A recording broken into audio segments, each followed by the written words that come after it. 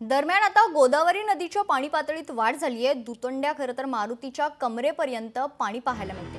पातळेश्वर मंदिर अर्धे पाण्याखाली गेले। बाजारपेठ परिसरात पाणी साचण्यास सुरुवात झाली। नदीकाठच्या नागरिकांना सतर्कतेचा इशारा देण्यात आलाय।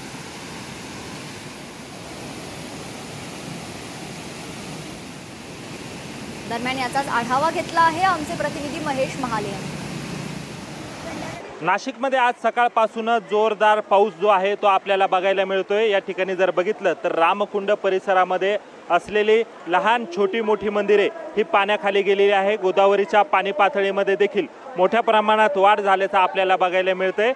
गेल्या काही दिवसांपासून जर बघितलं असेल तर मान्सूनने विश्रांती दिलेली होती, मात्र काल रात्रीपासूनच नाशिक शहरामध्ये जोरदार आणि मुसळधार हा पाऊस सुरू आहे। कालपर्यंत 35 मिलीमीटर इतका पाऊस हा नाशिक शहरामध्ये पडलेला आहे। तर गंगापूर धरणाच्या पाणलोट क्षेत्रामध्ये देखील मोठ्या प्रमाणात हा पाऊस सुरू आहे आणि यामुळे गोदावरीच्या पाणी पातळीमध्ये वाढ झाल्याचं आपल्याला या ठिकाणी बघायला मिळतंय। हवामान खात्याने नाशिकला येलो अलर्ट दिलेला होता आणि या सगळ्या पार्श्वभूमीवर जर बघितलं तर सकाळपासूनच पावसाने चांगला जोर धरल्याचं आपल्याला या ठिकाणी बघायला मिळतंय।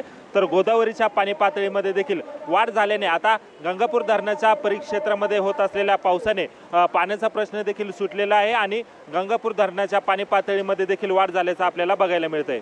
महेश माले, लोकशाही मराठी, नाशिक। लोकशाही मराठी ऐका, पहा, जागरूक रहा।